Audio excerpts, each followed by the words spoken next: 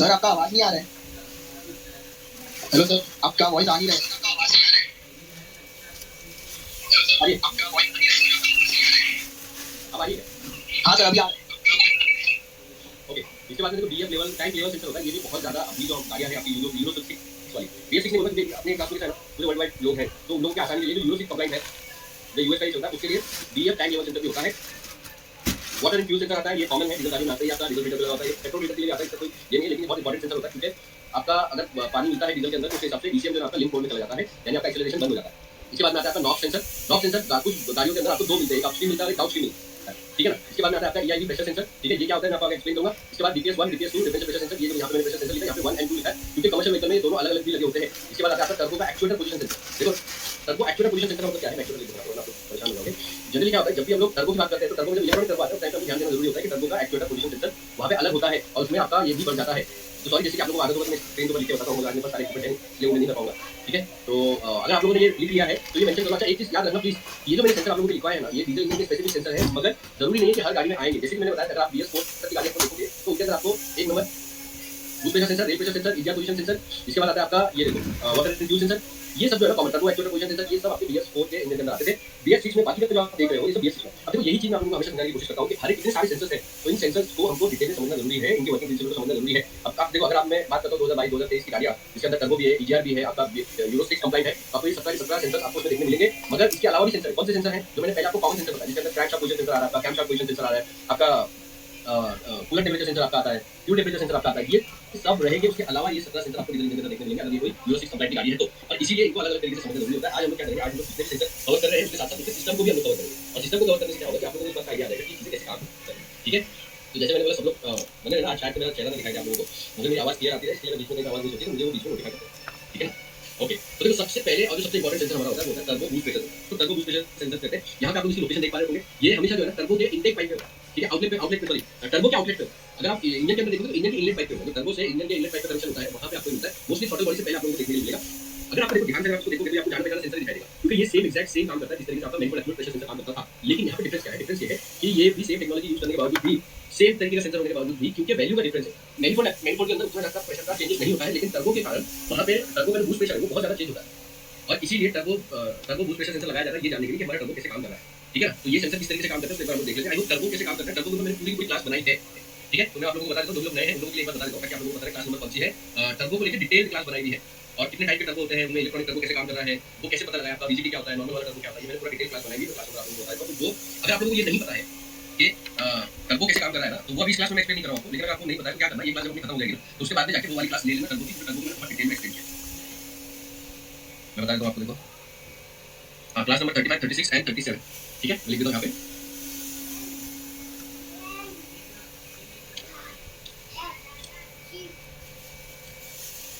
अच्छा, ये तीनों क्लास है, इसके अंदर आपको एक तो उसका ये भी पता चल जाएगा कि टर्बो किस तरह से काम करता है, कितने टाइप के टर्बो होते हैं, वो टर्बो में प्रॉब्लम क्या क्या आती है, साथ ही साथ उसके फॉल्ट कोड क्या बनते हैं, वो फॉल्ट कोड कैसे डायग्नोस किया जाता है। तो तीनों क्लास शांति से आपको ले लीजिए, ठीक है।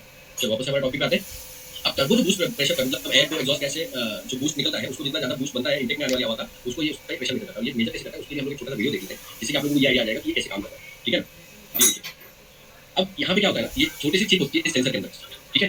ये देखो, ये जो आप देख रहे हो ये छोटी सी चिप है जिसके जरिए ECM को इनपुट मिलता है, ठीक है। ये सेंसर में एक डायफ्राम होता है, मैंने पहले भी बताया हुआ है। ये जो डायफ्राम है ये 4 सेंसर यानी इसको व्हीटस्टोन ब्रिज कहते हैं, 1 2 3 4। ये क्या है, R मतलब रेजिस्टेंस, तो R 1 2 3 4 इसको व्हीटस्टोन ब्रिज कहते हैं। अगर आप यहाँ पे देख पा रहे हो तो व्हीटस्टोन ब्रिज है। अब यहाँ पे नीचे आपका डायफ्राम होता है, तो जब प्रेशर चेंज होता है तो प्रेशर चेंज होने पे ये जो डायफ्राम है वो बेंड होता है। कैसे बेंड होता है, देखो आप यहाँ पे देखो, यहाँ पे तो प्रेशर चेंज हो रहा है, और यहाँ पे आपका ये प्रेशर चेंज हुआ, वैक्यूम क्रिएट हुआ, यहाँ पे जो रेजिस्टेंस है वो चेंज होता है, उसी रेजिस्टेंस से वोल्टेज चेंज होती है, और वो वोल्टेज आपकी 0 से 5 के बीच में आपका सिग्नल जनरेट करके ECM को बनाता है।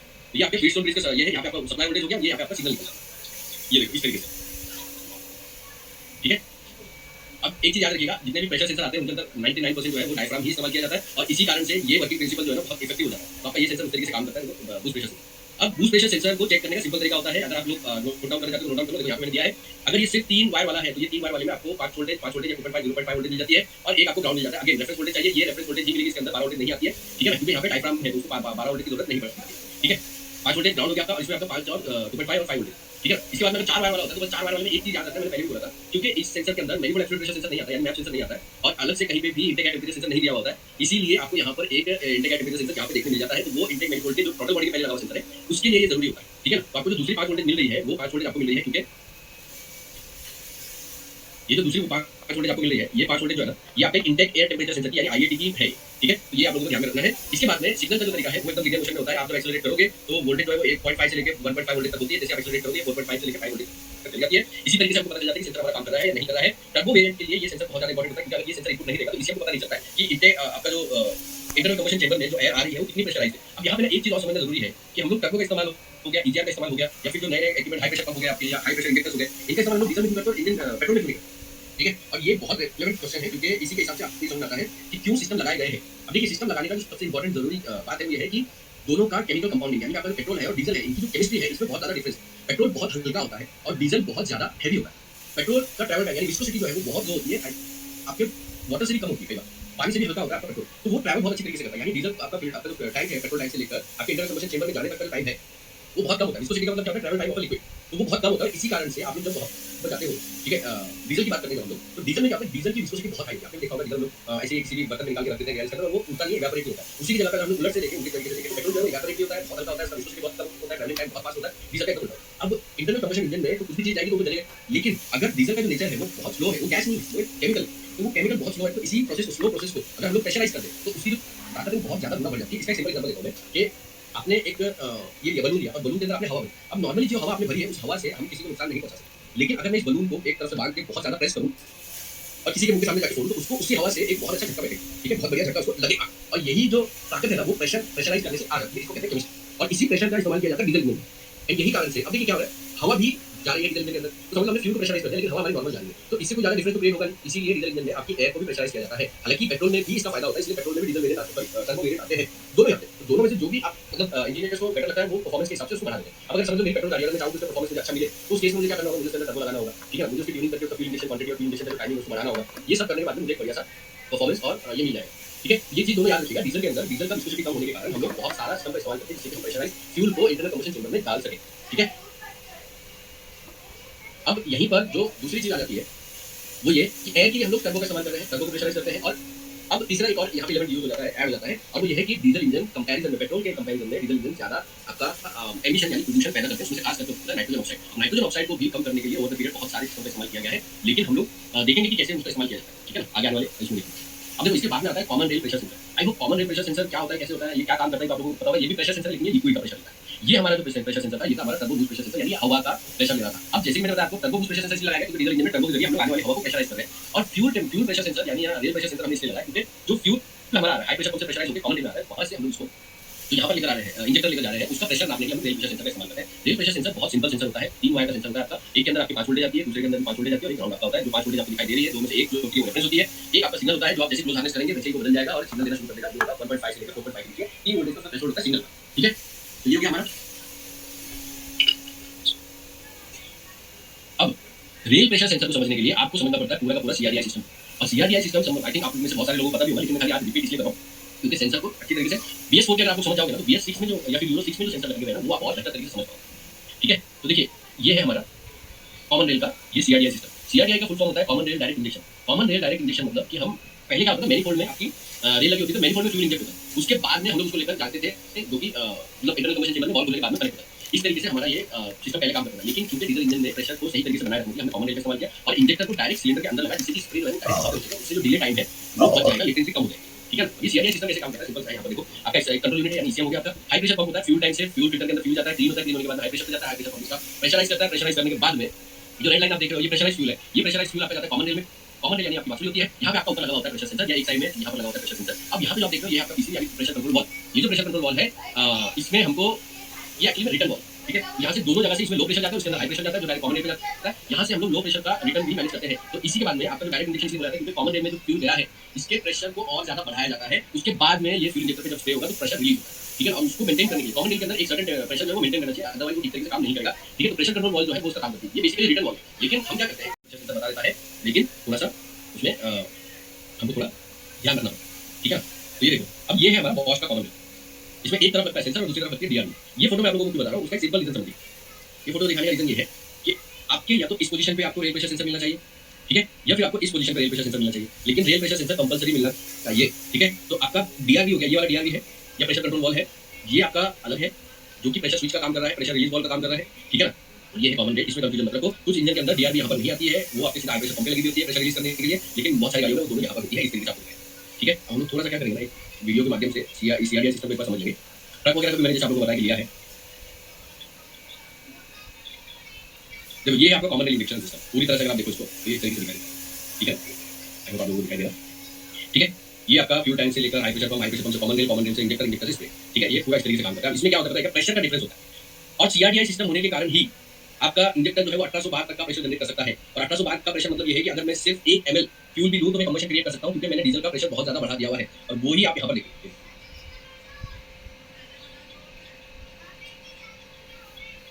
ये देखो, अब इसमें क्या होता है कि आपका कंप्रेसर स्ट्रोक के हिसाब से ही आपके फ्यूल इंजेक्शन होते हैं, और फ्यूल इंजेक्शन का 3 तरीके का टाइमिंग होता है। याद रखिए, आपको पीडब्ल्यूएम सिखाया गया है, अगर आप लोगों ने पहले वाली क्लास ली तो मैंने पल्स विद मॉड्यूलेशन बताया। पल्स विद मॉड्यूलेशन के जरिए हम एक ही नोजल से 3 तरीके का क्वांटिटी रिलीज कर सकते हैं, बस हमें उसकी टाइमिंग को चेंज करना होता है, टाइमिंग को अलग करना होता है। यहाँ पे आप देखोगे जैसे ये 2 नंबर की टाइमिंग, ये आप देख रहे हो 2 नंबर सिलेंडर नहीं, ये इनके हिसाब से यहाँ पे इन्होंने 3 तरीके की टाइमिंग इंजेक्टर की रखी हुई है, अलग अलग कंप्रेशन स्ट्रोक के हिसाब से, अलग अलग आरपीएम। ठीक है, तो आप देखो कैसे प्रेशर यहाँ पे 3 नंबर पे कितना कंप्रेशन था। ठीक है, तो 1 नंबर पे आपका बहुत ज्यादा टाइमिंग नहीं है, टाइमिंग यहाँ पे कम है, क्वांटिटी कम है। ठीक है, 2 नंबर पे आप देखोगे तो बहुत ज्यादा क्वांटिटी दिखाई दी आपका। ये क्वांटिटी, अब ये क्वांटिटी इतना ज्यादा क्यों है, क्योंकि यहाँ पे पल्स विड्थ जो है वो बहुत ज्यादा लंबी है, यानी कि इंजेक्टर को स्विच ऑन करने के लिए बहुत ज्यादा टाइम मिला है। ठीक है, 2 नंबर पे बहुत बड़ी टाइम रखी हुई है, और इसके बाद में अगर आप देखो 3 नंबर पे फिर से एक छोटी सी टाइमिंग है। ठीक है, ये 3 नंबर पे फिर से छोटी सी टाइमिंग। इसी तरीके से आपका जो ईसीएम है आपकी टाइमिंग को अलग अलग बदलता है। अब यहाँ पे सवाल आता है कि आप लोगों ने देखा भी होगा कि इंजेक्टर को कोडिंग करना पड़ता है, इंजेक्टर को प्रोग्रामिंग करना पड़ता है। वो तो इंजेक्टर को कोडिंग और प्रोग्रामिंग करना पड़ता है, उसका रीजन जो है वो यही होता है, क्योंकि आपने जब इंजेक्टर लगा दिया, इंजेक्टर लगाने के बाद स्प्रे करना शुरू कर देता है, लेकिन ईसीएम के पास में जो वेरिएबल उसकी क्वांटिटी होती है, जैसे आपने देखा 1 2 3 इस तरीके से 3 तरीके की उसने क्वांटिटी डाली है, वो क्वांटिटी ईसीएम को नहीं पता होती है, उसी को अडैप्ट करने के लिए हमको कोडिंग करनी पड़ती है, कैलिब्रेशन करना पड़ता है, और आपकी लर्निंग करनी पड़ती है। और यही वजह होती है कि ये काम वो आपका जो डीजल पंप वाला है वो अपनी मशीन पे नहीं कर सकता कोडिंग और कैलिब्रेशन का, क्योंकि उसके लिए ईसीएम जरूरी होता है, और ईसीएम के साथ साथ बाकी सारे सिस्टम भी, यानी ईसीएम आपके डीआरबी की वैल्यू भी लेगा, रेल प्रेशर सेंसर की वैल्यू भी लेगा, उसके हिसाब से ये प्रेशर को मैनेज करेगा, और आपकी कोडिंग करके कैलिब्रेशन करके माइक्रो लर्निंग करके आपका स्मूथ कर देगा। ठीक है ना, तो इस सिस्टम को यूज करते हुए हम इंजेक्टर से निकलने वाला जो डीजल है उसके प्रेशर को 1800 बार तक लेके जा सकते हैं, इससे ज्यादा भी जाता है। कुछ गाड़ियों के अंदर लगभग 2400 बार तक भी जाता है, और ये 2400 बार बहुत ज्यादा होता है। आप अंदाजा लगा सकते हो कि इंटेक मैनिफोल्ड के अंदर जनरली आपके जो प्रेशर होता है वो इंटेक मैनिफोल्ड के अंदर नॉर्मल प्रेशर होता है एयर का 3 से 4 बार का होता है। कहाँ 3 से 4 बार का प्रेशर जिसमें सक्शन क्रिएट होता है, और कहाँ पे आपका 1800 बार का प्रेशर, तो ये बहुत ज्यादा प्रेशर होता है। क्या आप लोगों को पता ही होगा, आप लोग रेगुलर सर्विस वगैरह कराती है। ठीक है, अब हम लोग इसका ये अगर देखो तो डायफ्राम, जैसे मैंने आप लोगों को अभी एक वीडियो दिखाई थी, उस वीडियो के हिसाब से डायफ्राम वाला सिस्टम था वो ये था। ठीक है ना, यहाँ पे हम लोग एक पीएजो इलेक्ट्रिक सेंसिंग एलिमेंट का इस्तेमाल करते हैं, आपका डायफ्राम का काम होता है। ठीक है, ये इस तरीके से आपका सेंसर दिखाई देता है, 5 वोल्टेज और ग्राउंड, ये इसका सेंसर होता है, मतलब आपका वोल्टेज होती है। याद रखो, ध्यान में रखो, ओपन हार्नेस टेस्टिंग कैसे करना है उसके लिए मैंने वीडियो बनाई, क्लोज हार्नेस टेस्टिंग कैसे करना है मैंने प्रैक्टिकल वीडियो बनाई, वो आप जाके देख लेना। इसका जो ये होता है सिग्नल जो है वो इस तरीके से आता है, यानी कि अगर आपने नॉर्मल प्रेशर रखा है, यानी गाड़ी बंद रखी है, कुछ प्रेशर नहीं है, तो आपका लो साइड में होगा, जब आप एक्सेलरेट करोगे जितना आरपीएम पे जाओगे उसके हिसाब से ऊपर जाएगा। ये है इसका सिग्नल देने का तरीका। ठीक है, हम लोग आगे आने वाली इसमें ना इसके फॉल्ट को भी डिस्कस करेंगे। ठीक है, तो हमारे 2 सेंसर हो गए, BS4 में भी आते थे, BS6 में भी आते हैं, दोनों में दो। इसके बाद आता है EGR वॉल पोजीशन सेंसर, ये जो है आपका पोजीशन सेंसर है, सबसे इंपॉर्टेंट चीज। अच्छा, एक चीज और याद रखिए, मैकेनिकल सिस्टम के ऊपर जब ये ब्लैक कलर की आपको सर्किट दिखाई देता है तो इसका मतलब होता है कि आपका इलेक्ट्रॉनिक सर्किट है, और इसीलिए ये EGR पोजीशन सेंसर है, EGR वॉल का टेम्परेचर सेंसर नहीं है। अगर टेम्परेचर सेंसर है तो अगर इसके अंदर इंटीग्रेट किया गया है तो उसका सिग्नल अलग तरीके से होगा, वो आगे आने वाली क्लासेस में हम लोग समझेंगे। ठीक है, क्योंकि डीजल इंजन में सारे सेंसर आते हैं, उनका अलग सिस्टम। हालांकि याद रखिए, जो सेंसर आज मैं कवर कर रहा हूँ ना, मैं नेक्स्ट क्लास में इसका फॉल्ट कोड भी कवर करूंगा, डीडीसी भी कवर करूंगा कि इनमें क्या डीडीसी आ रही है, कैसे हम लोग आइडेंटिफाई करें, क्या प्रॉब्लम हो सकती है।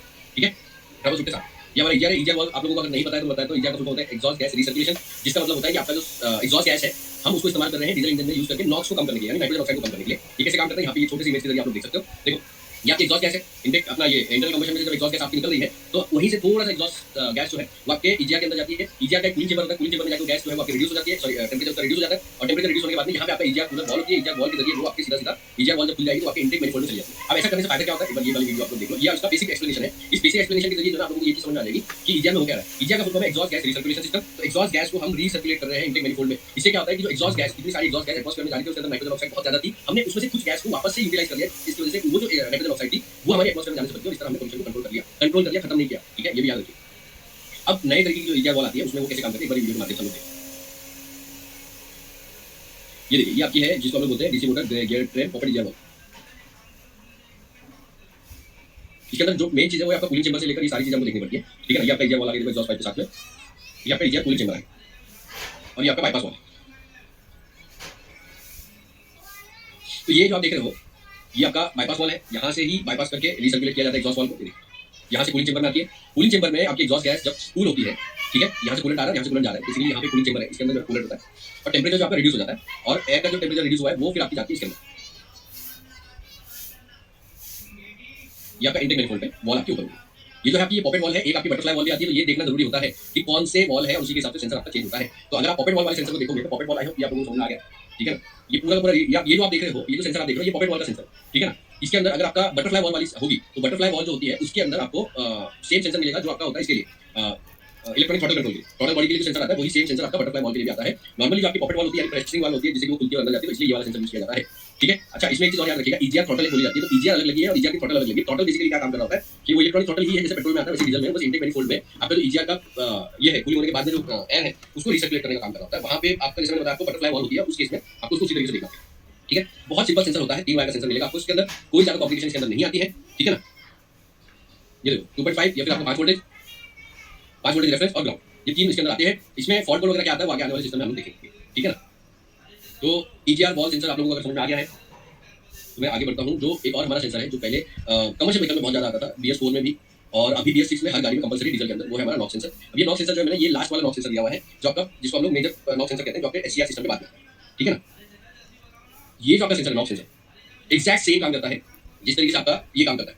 तो इसको हम थोड़ा और डिटेल में समझेंगे नेक्स्ट क्लास के अंदर। ठीक है, जो कि आपका सैटरडे को होगा, नॉक सेंसर को और डिटेल में समझेंगे, इसका फॉल्ट कोड वगैरह समझेंगे क्योंकि ये ऑटो सेंसर की तरह काम करता है लेकिन इसका केमिकल कंपोजिशन जो है थोड़ी डिफरेंस होती है, जैसे कि आप यहाँ पे देख सकते हो। ठीक है, ये कैसे काम कर रहा है यहाँ पे मैंने एक्सप्लेन किया हुआ है, तो ये पूरा जो है उसको आपको नेक्स्ट वाली क्लास में समझाता हूँ। आज के लिए इतना ही हम लोग कवर करेंगे क्योंकि जैसे मैंने आप लोगों को बोला कि ये वो बेसिक सेंसर है डीजल इंजन के, तो ये मैंने आज आपके कवर कर दिया। नेक्स्ट आने वाली क्लास में जो आपके जो डिफिकल्ट सेंसर है वो मैं कवर करूंगा। मीनवाइल अगर आपको कुछ क्वेश्चन का मुझे पूछिए। अच्छा, ये नया वाला जो आप PPT देख रहे हो, PPT आप लोगों को मिल जाएगा। ठीक है, तो PPT का टेंशन मत लेना, आप लोगों को सभी PPT हमारे पास नहीं है। यस रूबल जी बोलिए। हाँ रूबल जी, आ रही है आवाज मेरी? जी good evening sir. Good evening, good evening, बोलिए। कैसे हैं आप? बस ठीक हुआ तरीके से।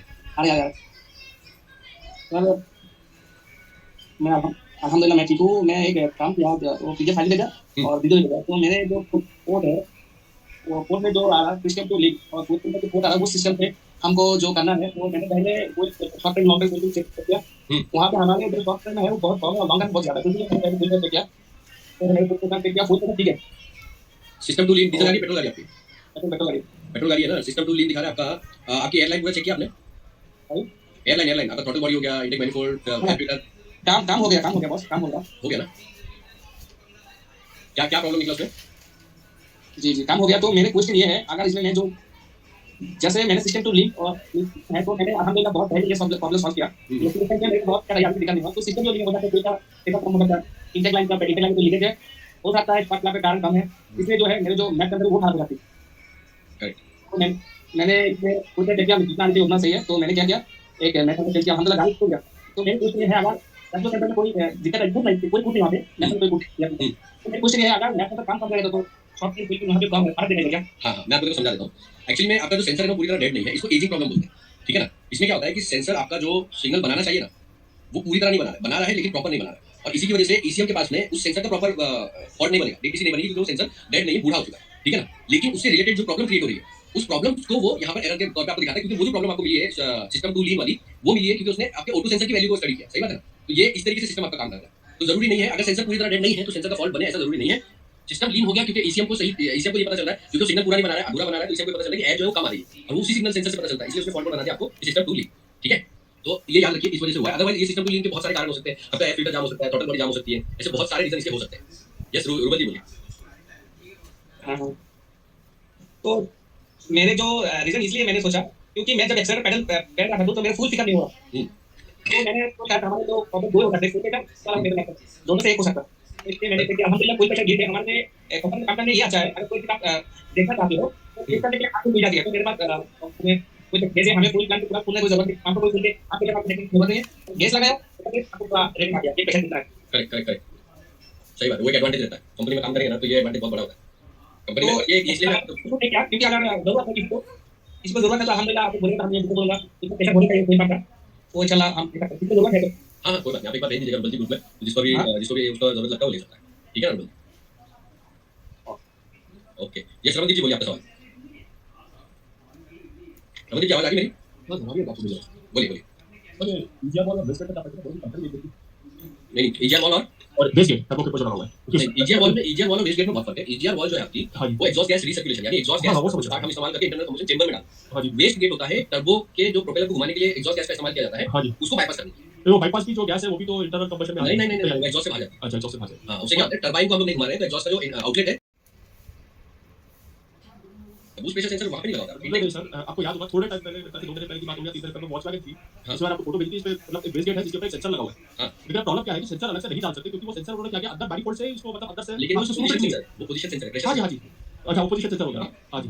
तो जैसे बता रहे थे कि पोजीशन सेंसर की अलग आता है, वैसे पोजीशन ये सेंसर देखो वॉल में डिफरेंस क्या होता है पता है? दो तरीके की वॉल है, एक आपकी पॉकेट वॉल जो आपकी प्रेस होकर खुलती है, हाँ जी, ठीक है? दूसरी होती है आपकी बटरफ्लाई वॉल। हाँ जी, अब पॉकेट वॉल के लिए जो सेंसर यूज होता है वो इस तरीके से आपको एक जो मैंने आपको अभी दिखाया था हाँ जी। थोड़ी देर पहले, वो वाला यूज ज्यादा होता है। वो पॉकेट सेंसर ही था, वो पॉकेट वॉल नहीं था। हाँ, ये जो ये सेंसर बटरफ्लाई वाला ये नहीं वाला ये वाला जो है वो पॉकेट वॉल वाला ही सेंसर है, हाँ ठीक है जी। ना? ये ज्यादातर ईजीआर में यूज होता है अच्छा। और महिंद्रा में क्या है बटरफ्लाई वाला यूज होता है, तो वो अपना एग्जैक्ट सेम है जो आपकी इलेक्ट्रॉनिक थ्रॉटल कंट्रोल के लिए, हाँ ये दोनों सेम काम है। हाँ जी, लेकिन उसमें प्रॉब्लम क्या था, जैसे पहले मैंने बताया कि जो पोजीशन सेंसर है, हाँ जी। तो वोल्टेज सही थी, लेकिन उसमें क्या मैकेनिकल प्रॉब्लम क्या निकली थी कि इट वाज स्टक। इसका जो वॉल्व है वो स्टक है, Correct. बड़ा सिग्नल तो इसके पास जा रही है, हाँ। लेकिन इसको ये वाला पॉइंट आ रहा है आपकी इसकी जो पोजीशन है वो स्टक है। जब तक आप बेस गेट चेंज नहीं करेंगे, जब तक प्रॉब्लम सॉल्व होने वाली नहीं है। Correct. तो हाँ जी, तो सब पूरा मतलब टर्बो के देखो साथ ये जैसे अभी आप देखो मैकेनिकल सिस्टम भी आप देख पा रहे होंगे, बिल्कुल। ये मैकेनिकल सिस्टम पे पूरा का पूरा डिपेंड करता है, ठीक है? आपकी जो इनपुट है यानी ईसीएम को जो इनपुट मिल रहा है वो खाली सेंसर दे रहा है। सेंसर क्या कर रहा है? मैकेनिकल इनपुट को वोल्टेज में बदल के ईसीएम की भाषा में उसको बता रहा जी, है। जी। तो आपका जो मैकेनिकल इनपुट है वो पूरा मैटर करता है जब भी कोई मैकेनिकल सिस्टम वहाँ पे जरूरी होता है इनपुट लेने के लिए। जी। तो देखो जैसे यहाँ पे मैंने ये जो ओरिंग बनाई है, ये ओरिंग भी इंपॉर्टेंट है बिल्कुल। क्योंकि ये इतना सा गैप बी पोजीशन में बहुत बड़ा डिफरेंस डाल सकता है। हाँ। टेक्नीशियंस के मामले में इसलिए मैं हमेशा बोलता हूँ कि ऐसे कुछ भी नहीं करना चाहिए। ओरिंग है तो ओरिंग लगनी ही चाहिए, हाँ जी, बिना उसके मत लगाइए, जी, जी। ठीक है ना? तो वो एक चीज इंपॉर्टेंट रहती है और एक चीज और याद रखिए कि अगर हम लोग वो पूरा असेंबली नहीं चेंज करते तो ओवर द पीरियड में उसमें प्रॉब्लम आना शुरू होता है। बिल्कुल। ऐसी बात, ठीक है ना? यस, और किसी का क्वेश्चन? देखो डीजल इंजन में ना बहुत आप लोगों को मजा आने वाला है क्योंकि अगर आप लोग डीजल इंजन पे काम करते हो और यूरो 6 और BS 6 पे काम कर रहे हो, मैं आप लोगों को एकदम डिटेल में समझा दूंगा कि कभी आप लोगों को दोबारा टेंशन लेने की जरूरत ही नहीं पड़ी, ठीक है? बोलिए। अच्छा एक और चीज, फ्राइडे को सब लोग ज्वाइन रहेंगे जो भी क्लास ले रहे हैं, ठीक है ना? क्योंकि फ्राइडे को मैं बहुत इंपॉर्टेंट डायग्नोसिस का टॉपिक कवर करने वाला हूं, तो सब लोग ज्वाइन करना। जी इमरान भाई बोलिए।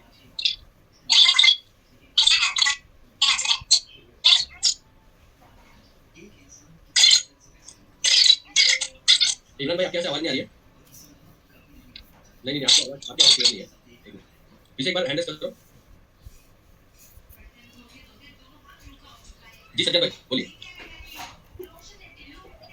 जी सज्जन भाई अस्सलाम वालेकुम सर। वालेकुम सलाम। जी भाई बोलिए। आइए बस अल्हम्दुलिल्लाह बताइए। सर, वो हम गए थे वायरिंग का, जैसे सिग्नल का जो वायरिंग रहता है वो ये रजिस्टेंस कैसे चेक करते हैं मोबाइल को बता, तो सीएम से आता है रजिस्टेंस या डायरेक्ट प्रॉपर की रखना पड़ता है। ओके, तो देखिए रेजिस्टेंस का वायर में ना याद रखिए कि कोई भी किसी तरीके का कहीं से आता नहीं है। हम रेजिस्टेंस क्यों चेक करते हैं? क्योंकि अगर उसमें अंदर से आपने देखा होगा कई बार वायर के अंदर से कोरोजन हो जाता है, ठीक है? तो अगर वो कोरोजन हो गया तो वो नेचुरल रेजिस्टेंस पैदा करता है। रेजिस्टेंस मतलब आप यहाँ पे इस तरीके से समझ लीजिए स्पीड ब्रेकर एक तरीके से, ठीक है? तो वो वायर में जो वोल्टेज जानी है वो वोल्टेज को डिस्टर्ब करेगा। वो चाहे वो रस्ट हो सकता है या समझ लो अंदर से वायर आपका जो इंडक्टर वायर है वो 20 थे उसमें से 10 कट हो गए, ठीक है? तो ऑब्वियसली आपकी वोल्टेज कम जाएगी। तो इसीलिए उसमें रेजिस्टेंस चेक किया जाता है कि किसी वजह से आपका रेजिस्टेंस हो जाता है। शॉर्ट टू ग्राउंड होने की वजह से भी रेजिस्टेंस पैदा होता है, शॉकिंग जब भी शॉर्ट सर्किट होता है तो वो रेजिस्टेंस पैदा होता है। तो इसके लिए कुछ भी नहीं करना है, आपको वायर को एंड टू एंड खोल लेना है, मतलब कि सेंसर का भी हटा दो और इसे भी हटा दो और उसके बाद चेक करो। आप अगर रेजिस्टेंस नहीं भी चेक कर रहे हो देखो क्लोज टू 1 ओम होना चाहिए, मतलब 1 ओम के आसपास चलना चाहिए जिसमें वायर आपका एकदम अच्छा हो, ठीक है? इससे ज्यादा मिलता है ना तो मेरा ये कहना है कि आपको अगर सिग्नल वायर है तो उसको चेंज करो, ठीक है? क्योंकि वो सिग्नल में प्रॉब्लम पैदा करेगा। लेकिन अगर आपका 5-7 ओम्स का आपको रेजिस्टेंस मिल रहा है तो वो आपका किस वायर में, जैसे एग्जांपल के तौर पे आपके 12 वोल्टेज सप्लाई के वायर, तो वो केस में चेंज करने की जरूरत नहीं है, ठीक है? ग्राउंड के वायर पे तो कोई जरूरत नहीं, सिग्नल के वायर में चाहे वो आउटपुट सिग्नल हो चाहे वो इनपुट सिग्नल हो, ये दोनों के मामले में आपको वायर चेंज करना चाहिए क्योंकि वो सिग्नल को डिस्टर्ब करेगा और आगे जाके फिर वो इंटरमीडिएट वाली प्रॉब्लम आती है ना, कस्टमर की कंप्लेंट होती है, कभी-कभी चेक लाइट आती है, गाड़ी ड्रॉप कर देती है और फिर वापस साइड में रोक के चली जाती है। ये छोटी प्रॉब्लम इसकी वजह से पैदा होती है, लेकिन क्या है इंटरमीडिएट छोटी होती है लेकिन बड़ी दिक्कत देती है। जी तो एक चीज और याद रखिए, मैं आप लोगों को सबको बताता हूँ, नोट डाउन कर लीजिए चाहिए तो। अगर आपको लगता है कि गाड़ी में शॉर्ट सर्किट हुआ है तो जिस सर्किट में यानी जिस लूप में शॉर्ट सर्किट हुआ समझो वहाँ पे 20 वायर थे, तो आपका फर्स्ट बनता है कि 20 के 20 वायर में आप रेजिस्टेंस चेक करें। उसके बाद कस्टमर को गाड़ी दे, मतलब रेजिस्टेंस चेक करना बहुत इंपॉर्टेंट होता है शॉर्ट सर्किट हुआ है तो, क्योंकि इलेक्ट्रोमैग्नेटिक फील्ड मल्टीपल हो जाती है जब शॉर्ट सर्किट होता है। इसी वजह से अगर आपने कभी देखा होगा कि आपका फ्यूज बॉक्स में शॉर्ट सर्किट होता है तो आपको फ्यूज बॉक्स के नीचे की जो वायर है वो सारी चेंज रीआउटिंग करनी चाहिए, ये सही तरीका होता है। जी यस नेक्स्ट क्वेश्चन।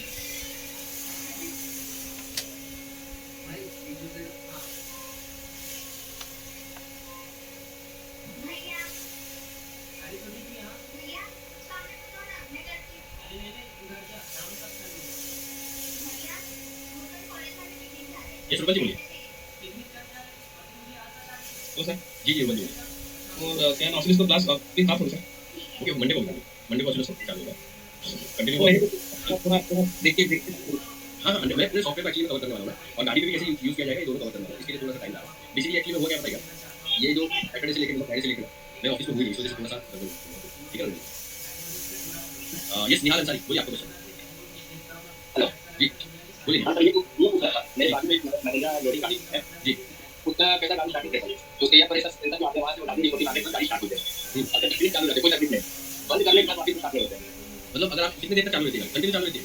हाँ फिर नहीं करो आप इसकी कोई तकलीफ नहीं, एक बार बंद कर दिया तो आपको स्टार्ट नहीं होता है। जिसको हम लोग लोकल में बोलते हैं कि पेट्रोल सुनाने के बाद चालू होती है वो वाला। हाँ जी हाँ, तो वैसा टांगू की छोटी वो सेंसर के पास मार करके गाड़ी चालू करते हैं, गाड़ी चालू होता है। तो उसमें स्कैनर वाले भी आए थे, स्कैनर में क्या बोलता है गाड़ी कौन लॉक हो चुका है, क्या कौन लॉक होने के बाद गाड़ी स्टार्ट हो गई। देखो क्या होता है, मैं आपको एक चीज समझाता हूँ। WD-40 मारने से होता क्या है कि इंटरनल कंबशन इंजन में नॉर्मली फ्यूल नहीं आ रहा था, यानी इंजेक्टर स्प्रे नहीं कर रहा था। लेकिन आपने एक ऐसा केमिकल डाल दिया जिसकी वजह से वो स्प्रे आपका वो चलने लायक कुछ मिल गया इंटरनल कंबशन इंजन को, वो स्टार्ट हो जाता है, ठीक है। लेकिन वो उतनी देर के लिए स्टार्ट रहता है जितनी देर के लिए वो आपका केमिकल है, ठीक है ना, जितना आपने केमिकल। लेकिन यहाँ पे आपको क्या उल्टा हो रहा है, इसमें क्या हो रहा है कि एक बार हम उसको इस्तेमाल करें चालू करने के लिए, उसके बाद एक बार वो चालू हो गई तो उसके बाद इंजेक्टर स्प्रे हो रहा है, सही बात है ना? तो इस केस में आपका फॉल्ट कोड क्या है, हम मुझे एक बार बताइए, कोई फॉल्ट कोड बना था? तो मीटर में जो है ना, मीटर में इंजन ये सब लाइट आ रहे थे, तो बाहर में स्कैनर लगा था, उसमें क्या बोला था, ये गाड़ी आपका कॉन्ट्रैक्ट पे आ गया। मतलब इमोबिलाइजर लॉक हो गया, ऐसा बोल रहा है ना?